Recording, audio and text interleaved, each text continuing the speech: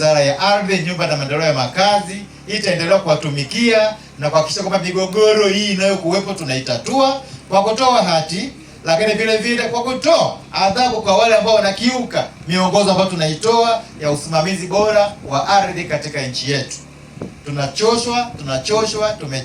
Tumechoka na migogoro ambayo tunasikia kila upande.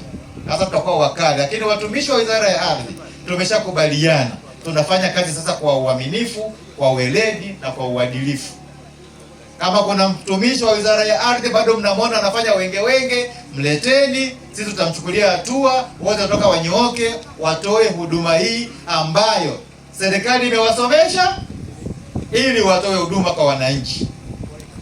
Hiyo tutaisimamia, na nyinyi wananchi mtusaidie tunapotoa miongozo, muifuate, muitekeleze ili tutoke salama katika janga hili la migogoro ya ardhi. Lakini mwarobaini wa migogoro hii, Mheshimiwa Waziri, ni hii kazi ambayo tunaifanya hapa leo. Mtu akishapimiwa ardhi yake akaimiliki kwa mujibu wa sheria, mgogoro wowote ukitokea ataonyesha ile nyaraka ambayo ni nyaraka halali ya serikali, na sisi kama viongozi wa serikali tunahakikisha tunasimamia sheria ambazo zilianzisha utaratibu wa watu kumilikishwa maeneo yao kwa mujibu wa sheria.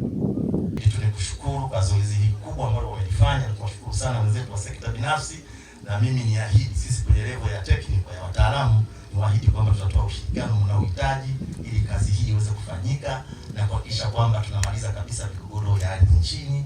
Na ninatambua Mheshimiwa Waziri, kwenye hotuba yako mwaka jana iliyopita na kwa mwaka huu wa fedha umeahidi kwamba tutakwenda kuandaa mipango ya matumizi ya ardhi kwenye vijiji 1492. Tumejipanga pamoja na kwa kushirikiana na wakurugenzi wa halmashauri zetu zote kuhakikisha kwamba ardhi yetu ndani ya mkoa wa Mwanza tunaipanga, tunaipima na kuimilikisha kwa wananchi, hususan katika maeneo yetu ya vijijini ambayo kiasi kikubwa yamekuwa nyuma sana katika zoezi la umilikishwaji.